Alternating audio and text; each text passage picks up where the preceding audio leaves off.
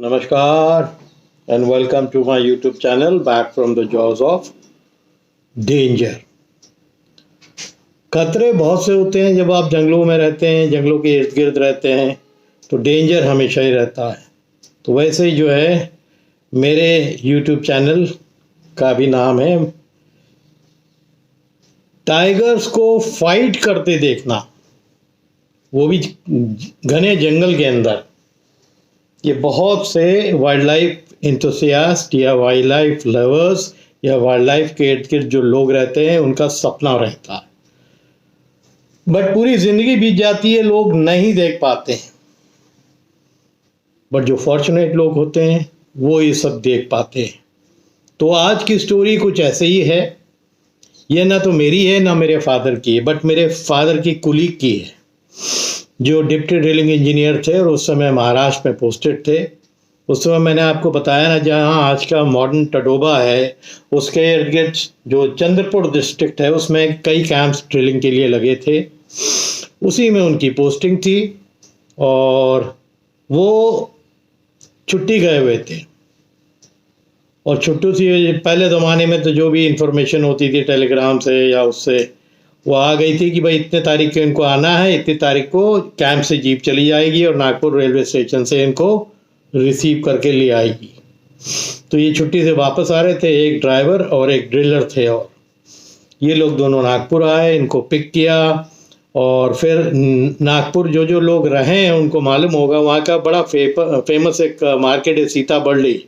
तो सीताबर्डी में बेसिकली मेरे टाइम पे जब मैं छोटा था, फादर जब थे, मैं बिशप कॉटन में जब पढ़ता था वहाँ, तो वही जो थोक बड़ा मार्केट था वो वही था।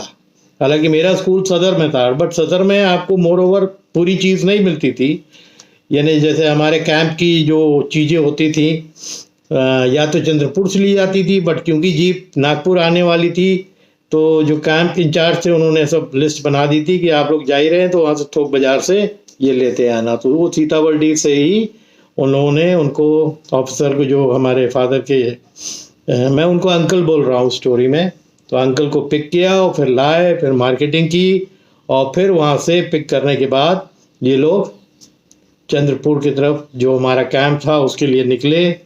और वहाँ से निकलते निकलते इनको करीब 12:45 हो गया और जंगल के अंदर जब एंटर करा इन्होंने तो तब तक 4 बज गया था। अब सिचुएशन ऐसी थी कि 4 बजे जब ये थोड़ा सा ट्रैवल करके आ रहे थे, नियरली करीब कैंप से करीब 40-45 मिनट दूर रह गए थे, तो जंगल में इन्होंने ऊपर बहुत गिद्धों को ऊपर सर्कल करते देखा। तो जो अंकल थे वो समझ गए कि अगर गिद्ध सर्कल कर रहे हैं इसका मतलब कोई किल है, किसी बड़े जानवर ने मारी है। तो ये लोग थोड़ा सावधान हो गए। ड्राइवर को भी बोला थोड़ा धीमे चलो, आगे चलो रास्ते में, बट धीमे धीमे चलो, क्योंकि गिद्ध सर्कल कर रहे हैं और बहुत पास ही कर रहे थे। जो रोड था उसके पास ही जो जंगल था वहाँ कर रहे थे, एकदम बगल में। तो इन्होंने गाड़ी जो है थोड़ी दूर जाके रोका तो बहुत गिद्ध तो छोड़ दीजिए आप, गिद्ध तो थोड़ा सा पीछे रह गए थे। उसके बहुत पहले सड़क के पास इन्होंने बड़ी ज़बरदस्त रोरिंग की आवाज़ सुनी। रोरिंग यानी एक ऐसी रोरिंग जो फाइट में होती है 2 टाइगर्स के बीच में। तो उन्होंने उसको इशारे से बड़े ड्राइवर को बोला कि गाड़ी ऑफ कर दो और फिर सुनते हैं क्या होगा। तो इन लोग सुनने लगे तो इनको साफ पता लगा ये करीब नवंबर के महीने या दिसंबर महीने की बात है, जाड़े की। तो ये रोरिंग थोड़ी देर होती है, घर घर जो होता है, जैसे टाइगर्स 2 टाइगर्स जब लड़ते हैं एक दूसरे को जो है वार्निंग देते हैं, फिर भीड़ पड़ते हैं, फिर हाँ करके एकदम तेज आवाज़ चालू होती है, फिर अलग हो जाते हैं। तो मेरे जो अंकल का अंदाज़ा था कि ये शायद टेरिटोरियल फाइट हो रही है विद इन 2 टाइगर्स। एक टाइगर शायद दूसरे टाइगर का जो है इलाका कब्जाना चाहता है, उसकी फाइट है। बट ये गिद्ध क्यों उड़ रहे थे? तो हो सकता है उन्होंने ये अंदाज़ा लगाया है कि हो सकता है कि गिद्ध इसलिए उड़ रहे थे कि एक टाइगर ने कोई किल किया होगा और दूसरा टाइगर ने उसको एंटिसिपेट किया होगा आके यहाँ पर, और क्योंकि उसका इलाका नहीं होगा, इन दोनों में लड़ाई हुई हुई हो, लड़ाई होगी तो वही लड़ाई की आवाज़ सुनाई दे रही थी। तो मेरे अंकल ये कह रहे थे कि हमारी और वो जो डिप्टी ड्रिलिंग इंजीनियर थे उनके पास एक गन थी। जब भी जाते थे जंगल में तो एक 12 बोर वाली गन जिसमें एलजी की गोली लगी रहती थी, वो साथ में हमेशा ये इंस्ट्रक्शन ही होते थे कैंप से कि जब आप जंगलों की तरफ आए तो वो गन सब लाइसेंस रहते थे। तो उन्होंने कहा कि यार ये फाइट हो रही है, हम लोगों ने ज़िंदगी में कभी फाइट देखा नहीं।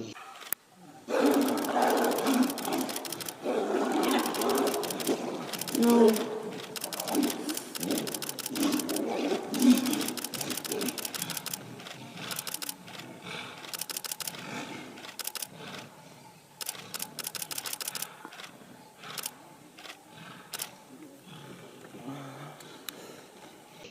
और आज से अच्छा मौका नहीं मिल सकता है फाइट देखने का, बट हिम्मत नहीं हो रही थी कि गाड़ी के नीचे उतरे कि ना उतरे। कहीं फाइट करते करते इस तरफ आ गए सड़क की तरफ तो हम लोग कहाँ जाएंगे। तो इनको दिखा कि गाड़ी से थोड़ा आगे जाके एक बड़ी झाड़ी थी लेफ्ट हैंड साइड में, इधर ही लड़ाई हो रही थी लेफ्ट हैंड साइड में, इधर ही गिद्ध भी दिख रहे थे और राइट हैंड साइड में भी जंगल था, पर इधर से कुछ नहीं हो रहा था।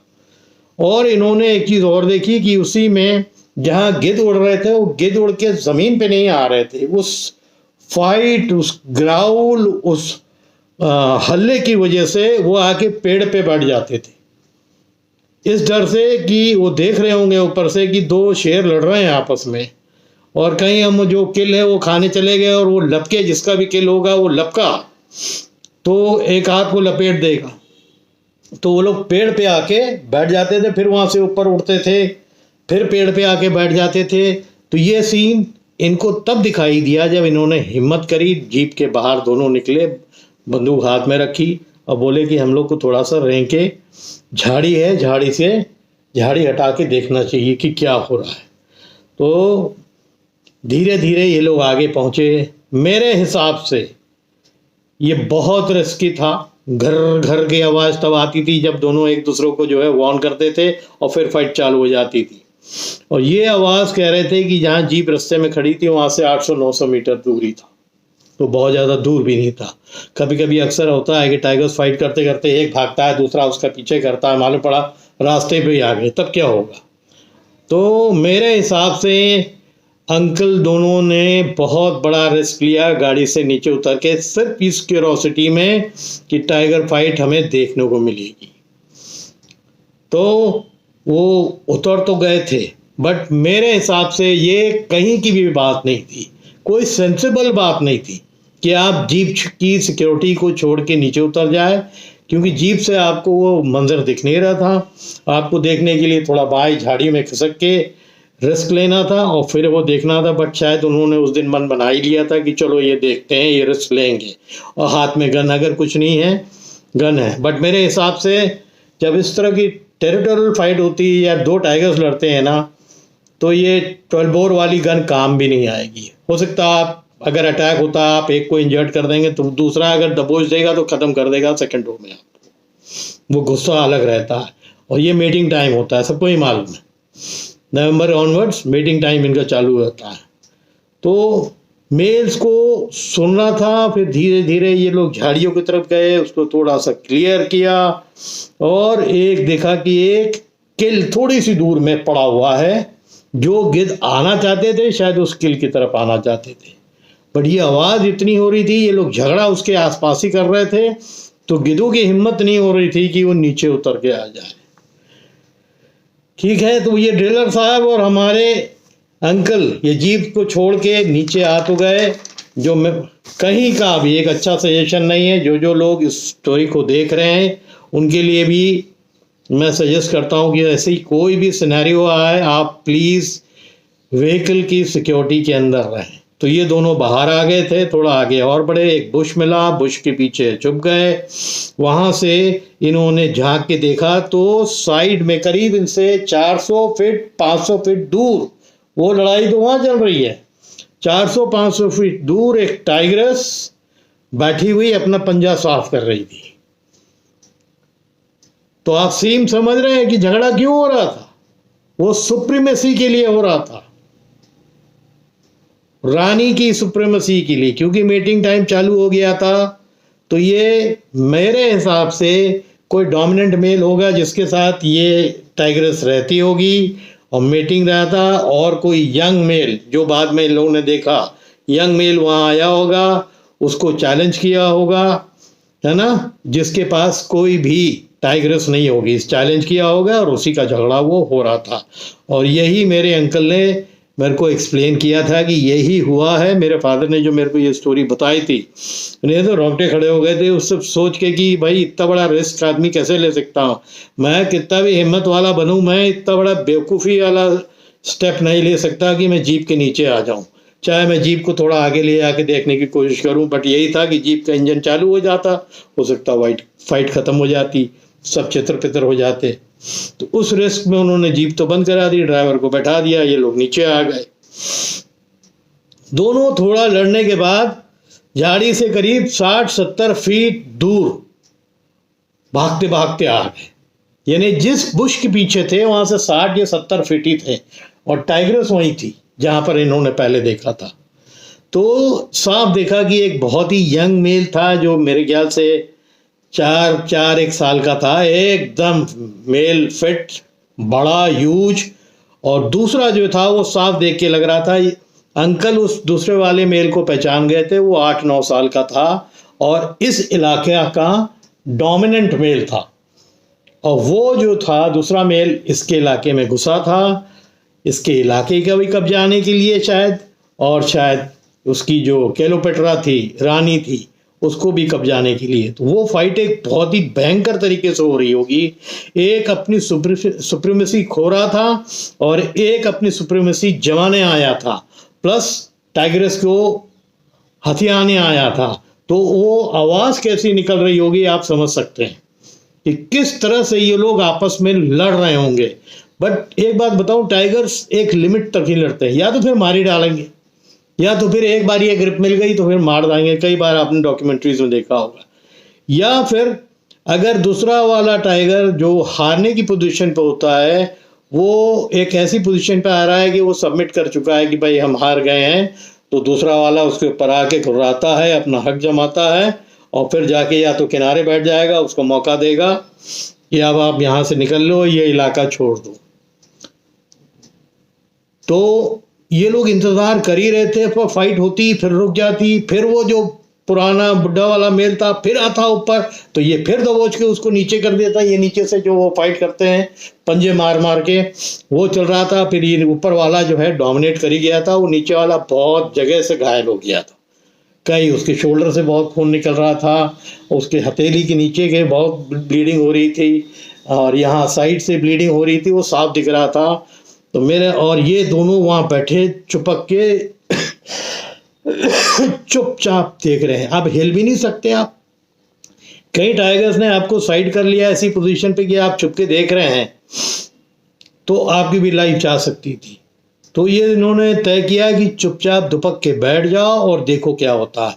और फिर जो होता है, वो जो डोमिनेंस उसने दिखाया है ना यंग मेल ने, कि उसके अगल बगल सर्कल करता रहा, और ये चीज़ 10 से 15 मिनट चलती रही। तब तक वो जो टाइग्रेस बैठी हुई थी ना, वो चल के आई, और वो मेल जो डोमिनेंट मेल था जो यंग वाला, वो भी बह गया किनारे, और इधर वाले को मौका मिल गया, ये निकल के उस तरफ चला गया जंगल के अंदर। अगर वो उस तरफ ना भागा होता, इस तरफ भागा होता जिस तरफ ये अंकल लोग बैठे हुए थे, इस झाड़ी की तरफ, और वो वाला कहीं दोबारा इनको दौड़ाता, तब क्या होता। अब मैं जो ये बात बोल रहा हूं कि क्यों इतना बड़ा रिस्क था, कि अगर वो डायरेक्शन ऑपोजिट हो जाती तब क्या होता। वो तो गनीमत था कि जो बुढ़ा मेल था वो दूसरी डायरेक्शन में जो घना जंगल था चला गया। इस जंगल में आने के लिए अगर वो भागता, क्योंकि उसने सबमिट तो कर ही दिया था यंग मेल के सामने कि भाई मैं हार गया हूँ और मैं अपना इलाका छोड़ के भाग रहा हूँ, वो भाग गया। गनीमत यही रही थी कि वो उस तरफ चला गया। उसके बाद ये टाइग्रेस उठी, क्योंकि tigress they are very impressed जो डोमिनेट करता है। वो अपने बच्चे का बाप भी उसी को बनाना चाहेगी जो ताकतवर है, डोमिनेट करता है। तो उसने यही किया, उठी, इसके पास आई और खूब, जैसे आप बॉडी घिसते हैं वैसे तो बॉडी घिसा। फिर इसके थोड़ी सी इंजरी इसके पंजों में दिख रही थी, उसको चाटा और फिर उसके अगल बगल आके वो उसने ये क्लियर कर दिया कि आप हमारे लिए हैं, अब हम आप ही के साथ रहेंगे। और वैसा ही हुआ। फिर वो टाइगर दोनों टाइग्रेस और टाइगर दोनों वो उठे और दूसरे डायरेक्शन पे चले गए।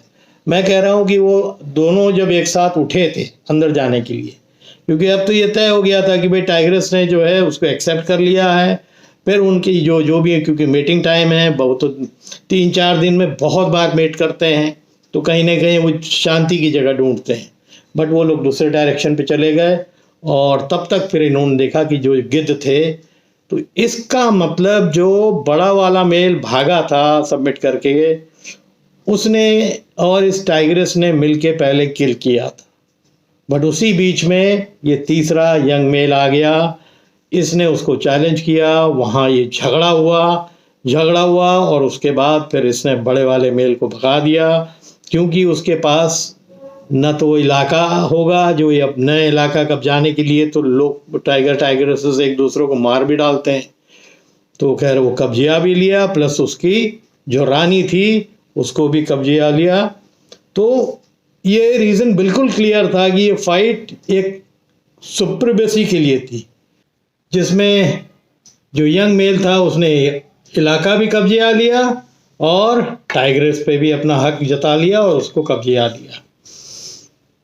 बट इस कहानी से जो सबक मिलता हम लोग को कि कभी भी जंगल के अंदर, खासकर जब टाइगर या लेपर्ड जैसे खतरनाक जानवर हों, अपनी लाइफ को रिस्क पे लेके कभी भी कोई काम ऐसा मत करिए जिससे आपकी लाइफ को खतरा हो। वो बुशेस में अगर ज़रा भी इधर उधर आगे पीछे वो टाइगर चले आते तो इन मेरे दोनों अंकल्स की लाइफ खतरे पे पड़ सकती थी। इस कंटेक्स्ट में मैं एक चीज़ और बोलना चाहता हूँ कि आजकल जब यूट्यूब का ज़माना है ना, सोशल मीडिया का टाइम आ गया है, तो बहुत से यूट्यूबर्स हैं जो टाइगर, लेपर्ड्स, उनकी वीडियो लेने के चक्कर में बहुत रिस्की जगह चले जाते हैं, बहुत नज़दीक चले जाते हैं। तो उनसे मेरी विशेष विनती है कि ऐसा ना करें। जिस भी जंगल पे इस समय ज़्यादा ह्यूमन किल्स हो रही हैं, खासकर वो बहुत ख़तरनाक है, जैसे कॉर्बेट। तो कॉर्बेट में जितने यूट्यूबर्स हैं वो लोग बहुत सावधान रहें, क्योंकि खाली पैदल चलना तो दूर अलग की बात है कि जो 2 व्हीलर वाले हैं उनको भी उस जंगल में खतरा हो गया है। तो ये रिस्क ना लें। बाकी बहुत अच्छा काम कर रहे हैं यूट्यूबर्स, रात को जाते हैं नाइट सफारीज के ऊपर कि वाइल्ड लाइफ को कैप्चर करने के लिए, दिन में भी जाते हैं, बहुत से लोग गाड़ियों में जाते हैं, बहुत से लोग पैदल जाते हैं। बट हमेशा सावधान होकर जाएं, क्योंकि बहुत से अटैक्स आपके मोटरसाइकिल्स के ऊपर भी हो चुके हैं। मैंने सुना एक गाड़ी पे भी कोई कूद गया है। इधर देखिए, आपको एक बांधवगढ़ का किस्सा बताऊं, कल या परसों का। एक टाइगर ने 3 लोगों को अटैक किया। गलती टाइगर की नहीं थी, टाइगर अपने रास्ते जा रहा था, वो देख के ये लोग पैनिक करके भागने लगे। जैसे भागने लगे तो वो पलट के भागा और तीनों को दबोचा एक के बाद एक, बट मारा नहीं। वो लोग थोड़ा घायल हो गए, पर उनको ऊपर फिर अपना जो है सुप्रीमेसी जो बता रहे हैं, टाइगर्स की एक हैबिट होती है, अगर वो किसी पे विजयी हो जाते हैं ना, फिर वो सुप्रीमेसी अपनी जताएंगे और फिर चले जाएंगे। तो उसका इंटेंशन कतई किसी को मारने का नहीं था, तीनों को उसने छोड़ दिया। तो इस तरह के जो भी व्यूअरशिप के लिए जा रहे हैं, हाई रिस्क में कतई ना जाए। उम्मीद करता हूँ ये बहुत ही अच्छी इंटरेस्टिंग स्टोरी थी जो मेरे अंकल्स की थी, आप लोगों को पसंद आया होगा। पसंद आया है तो इसको आप शेयर करिए लोगों के बीच में। मेरे आज ही बात हुई, जहाँ मेरी दादी रहती हैं रावल खेत में, पिथौरागढ़ में। आज वहाँ मेरी कज़न है, उससे मेरी बात हो गई है। मेरे को जाना तो है, बट अगर मैं फिट होऊंगा और अपने काम से फुर्सत मिलेगी तो मैं जाऊंगा। शायद विंटर्स के एंड में ही जाऊंगा, टूवर्ड्स फरवरी और मार्च। मेरी बात हो गई, मैं जाना चाहता हूँ, विज़िट करना चाहता हूँ। उन्होंने कहा कि आप आइए, क्योंकि उनको मैंने अपना यूट्यूब का लिंक भेजा था। तो उन्होंने कहा कि आपको यहाँ बहुत स्टोरीज अपने गाँव की मिलेंगी, अपने जो रिश्तेदारों के बीच में घटित हुई हैं। तो मैंने कहा मैं ज़रूर आऊँगा और जंगल के अंदर ही रह के वो सब सुनाऊँगा, क्योंकि अब जो व्यूअर्स हैं वो जंगल के अंदर ही रह के जो स्टोरीज आ रही है उसी में ज़्यादा व्यूअरशिप जा रही है। मैं भी जानता हूँ कि यहाँ बैठ के कंटेंट कितना भी स्ट्रांग हो। आज ही मेरे एक सब्सक्राइबर है मिस्टर आरपी सिंह, उन्होंने बोला कि आपकी इतनी ज़बरदस्त स्टोरीज और रियल लाइफ स्टोरीज होती हैं, आपकी व्यूअरशिप क्यों नहीं मिलती। मैंने कहा नहीं मिलेगी, क्योंकि मैं शेर नहीं दिखा पा रहा हूँ, मैं चीता नहीं दिखा पा रहा हूँ, मैं डेंजर नहीं दिखा पा रहा हूँ, मैं हिरन नहीं दिखा पा रहा हूँ, मैं वो जंगल की खूबसूरती नहीं दिखा पा रहा हूँ। बट वो भी करूँगा, बट मेरा काम स्टोरी टेलिंग है, फैक्ट टेलिंग है। तो वही फैक्ट्स मैं अपनी स्टोरीज पर रखता हूँ जो मेरे पिताजी, मेरे कोलीग्स, मेरे जानने वाले जो क्लोज हैं उनके साथ घटित हुई है, उनको मैं स्टोरीज पे कन्वर्ट करके फिर अपने यूट्यूब चैनल पे बोलता हूँ। अगर आप लोगों को पसंद आता है, मेरे बोलने का ढंग पसंद आता है, तो इसको बहुत बहुत सब्सक्राइब भी करिए। उम्मीद करता हूँ, क्योंकि ये स्टोरी काफ़ी लंबी हो जाएगी नहीं तो मैं उम्मीद करता हूँ कि आप लोग और मेरे को अपॉर्चुनिटी देंगे कि एक और अच्छी स्टोरीज आपके सामने मैं लाऊं। एक दो लोगों ने मेरे को और फ़ोन किया लखनऊ में कि कई ऐसे स्टोरी टेलर्स हैं जिनकी बुक्स छापने की बात थी, बट वो चाहते हैं कि उनकी स्टोरीज मैं बोलूं। तो मैं देखता हूँ उनके कंटेंट्स कैसे हैं, अगर अच्छे होंगे तो क्यों नहीं, मैं भी वही काम कर रहा हूँ, है नहीं। तो क्रिकेट एकेडमी के अलावा अब मेरा काम इस पे भी रहता है, क्योंकि मैं अब पैर के थोड़ा सा खिंचाव भी है, तो मैं थोड़ा सा रेस्ट भी कर रहा हूँ। और एकेडमी का भी बहुत सा काम है, क्योंकि इंडोर स्टेडियम भी हमारा बन रहा है, तो उसमें भी लगा हुआ हूँ। वो काम ख़त्म करूँगा तब मैं फॉरेस्ट की तरफ जाऊँगा। तो आप लोग प्लीज़ जो भी वीडियोज़ है उसको शेयर करिए, सब्सक्राइब करिए। अच्छा लगे तो उस पर कमेंट ज़रूर करिए। अच्छा हो, आपको पसंद है नहीं पसंद है, आप कमेंट करेंगे तो मेरे को पता लगेगा कि और रिक्वायरमेंट मेरी क्या है। तो आज के लिए इतना ही कर रहा हूँ। आप लोग सब हेल्दी रहिए और तगड़े से रहिए। Thank you.